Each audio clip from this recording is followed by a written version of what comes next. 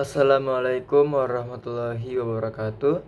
Perkenalkan, nama saya Kemal Faruk At-Tirmizi dengan NIM 1030124000263 dari kelas CF 4807. Pada kesempatan kali ini saya akan membuat video resume dari video mata kuliah Etika dalam AI dengan judul Kebijakan dan Ekosistem Pengembangan Kecerdasan Artifisial. Topik ini sangat penting untuk kita bahas karena penggunaan AI sudah semakin luas dalam kehidupan kita sehari-hari. Karena itu, kita perlu memahami bagaimana Indonesia mempersiapkan dasar etika dan aturan mainnya, terutama bagi kita yang belajar di bidang informatika. Saya harap video ini bisa menjadi bekal awal kita untuk memahami isu-isu penting dalam pengembangan teknologi yang bertanggung jawab. Dengan memahami ini, kita dapat berkontribusi membangun ekosistem AI yang tidak hanya canggih, tetapi juga beretika, berpihak pada kepentingan bangsa, dan selaras dengan cita-cita luhur negara kita.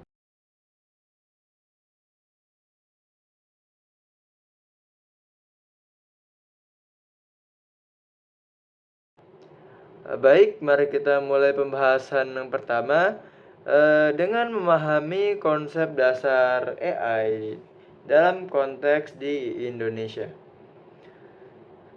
Pemateri di video mengawali dengan menjelaskan definisi AI secara sederhana.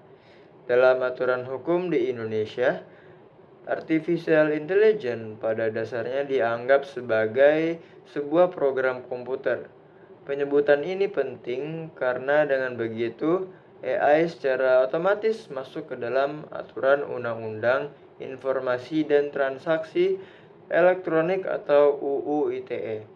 Artinya, segala aktivitas dan produk AI harus tunduk pada hukum yang berlaku untuk program komputer di Indonesia. Hal menarik lainnya adalah penjelasan tentang dunia nyata dan dunia maya. Dunia nyata memiliki aturan hukum yang jelas, tentu.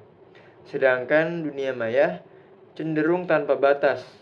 Pemateri memberikan contoh pada video tersebut.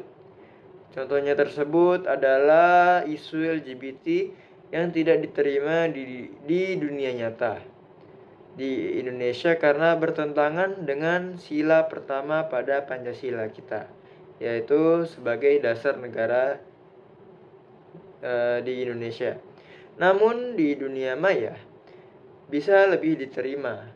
Ini menunjukkan bahwa AI yang dikembangkan di Indonesia harus menjunjung tinggi nilai-nilai Pancasila agar tidak melanggar prinsip dasar negara. Pemateri menekankan juga bahwa AI di Indonesia harus memiliki nilai-nilai ketuhanan. Artinya, pengembangan AI tidak boleh mendorong perilaku yang bertentangan dengan budaya dan nilai moral bangsa. Dengan kata lain, AI harus membawa manfaat dan tidak merusak tatanan sosial kita. Pemateri juga mengingatkan bahwa kita sebagai pengembang teknologi harus mampu menanamkan etika dalam setiap tahap desain AI, mulai dari perencanaan, pemrograman, hingga implementasinya. Ini juga menjadi pengingat bahwa teknologi bukan hanya soal inovasi, tetapi juga soal tanggung jawab sosial dan juga moral. Kita diingatkan bahwa AI adalah cerminan dari nilai dan budaya bangsa kita sendiri.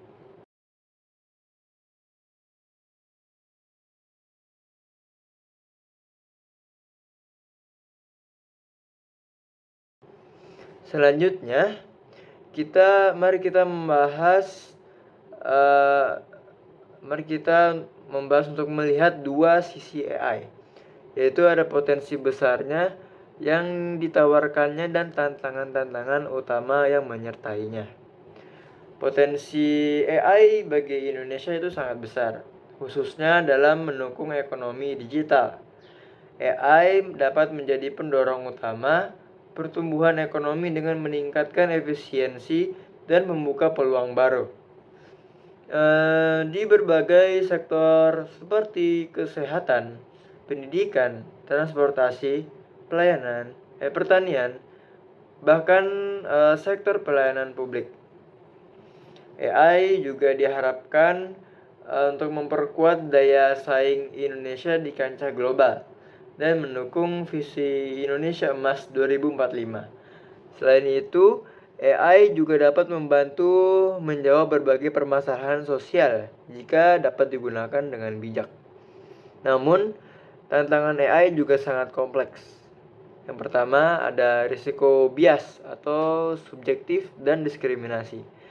AI bisa membuat keputusan yang tidak adil jika data latihnya tidak beragam.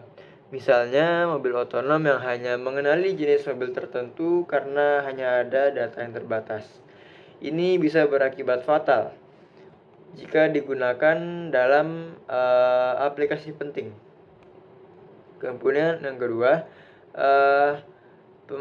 masalah privasi dan keamanan data. AI memerlukan banyak data, tentu. Namun, harus mematuhi UU PDP. Pelanggaran data pribadi bisa berakibat sanksi besar. Tantangan ini semakin rumit dengan maraknya kebocoran data di era digital saat ini. Kemudian yang ketiga, ada transparansi dan akuntabilitas. Sistem AI seringkali sulit dipahami karena prosesnya seperti black box. Oleh karena itu, explainable AI diperlukan agar masyarakat dapat memahami dan percaya pada hasil keputusan AI itu sendiri. Kemudian selanjutnya ada hak kekayaan intelektual atau bisa kita sebut dengan HKI. Produk AI seperti karya seni yang dibuat oleh misalnya seperti platform DALL-E menimbulkan pertanyaan tentang siapa pemilik hak cipta karya tersebut. Apakah orang yang membuat promptnya user atau orang yang menciptakan AI itu sendiri atau bahkan AI itu sendiri yang mempunyai hak kekayaan intelektual tersebut. Kemudian yang terakhir ada ancaman disinformasi dan senjata otonom.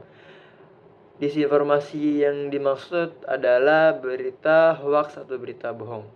AI dapat digunakan untuk membuat hoax atau deepfake seperti menggunakan wajah orang lain di wajah orang tersebut,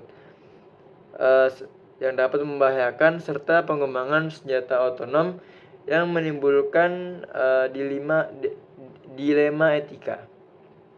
Pemateri juga menekankan perlunya sinergi antara pengembang teknologi, regulator, dan masyarakat dalam menjawab tantangan ini. AI tidak boleh dibiarkan berkembang tanpa arah.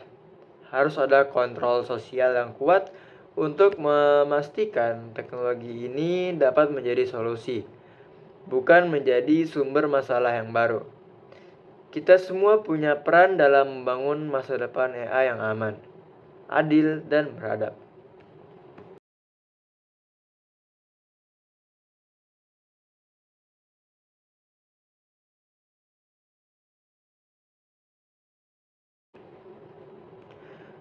Setelah kita memahami konsep dan tantangannya, sekarang mari kita beralih ke bagian ketiga tentang bagaimana aturan tentang AI di Indonesia saat ini.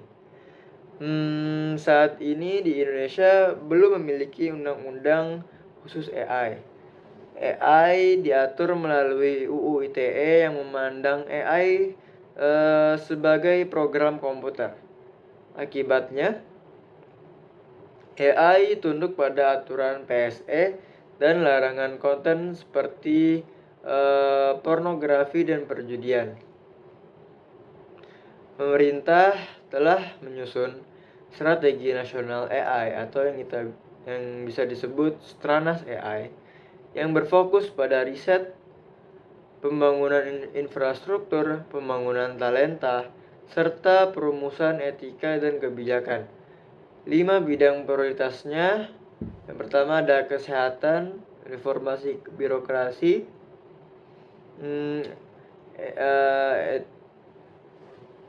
pendidikan, smart city, dan ketahanan pangan.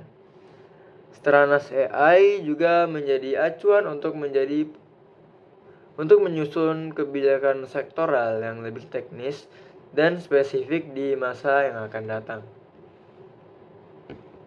Selain Stranas AI, ada inisiatif di tingkat kementerian untuk menyusun pedoman teknis dan etika.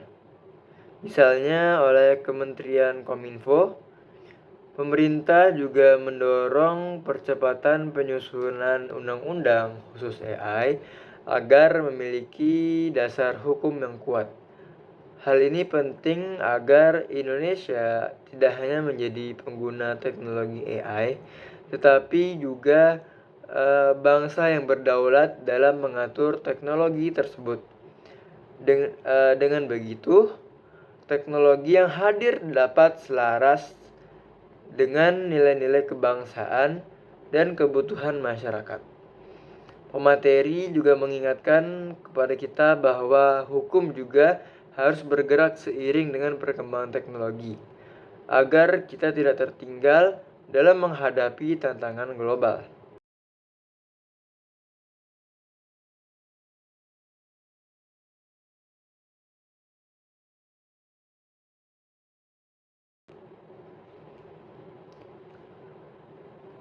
Kemudian kita masuk ke dalam kesimpulan yang terakhir, yaitu kesimpulan dan pandangan kita ke depan. Pengembangan AI di Indonesia harus seimbang antara kemajuan teknologi dan tanggung jawab moral. Sandbox regulation diperkenalkan sebagai solusi untuk menguji coba inovasi dengan aman sebelum aturan itu tetap dibuat. Pendekatan ini memungkinkan pemerintah dan pelaku industri untuk belajar dan menyesuaikan kebijakan berdasarkan pengalaman nyata. Dengan pendekatan ini, kita dapat menumbuhkan inovasi tanpa mengorbankan keamanan dan nilai-nilai moral bangsa. Pemateri menyampaikan pesan penting bahwa masyarakat informatika harus memahami etika dan dampak sosial teknologi yang dikembangkan itu. Peran kita tidak hanya membuat sistem, melainkan juga menyusun aturannya agar AI memberi manfaat dan tidak merusak. Kita juga siap menjadi generasi yang tidak hanya mahir secara teknis, tetapi juga bijak secara moral. Masa depan artificial intelligence di Indonesia ada di tangan kita semua. Untuk menciptakan teknologi yang adil, bermanfaat, dan bermartabat, mari kita jadikan teknologi sebagai alat untuk memperkuat persatuan, meningkatkan kesejahteraan, dan menjaga kehormatan bangsa kita di mata dunia. Demikian mungkin ini saja rangkuman dari video tersebut yang dapat saya sampaikan. Semoga presentasi ini bermanfaat bagi kita semua. Terima kasih atas perhatian Anda. Wassalamualaikum warahmatullahi wabarakatuh.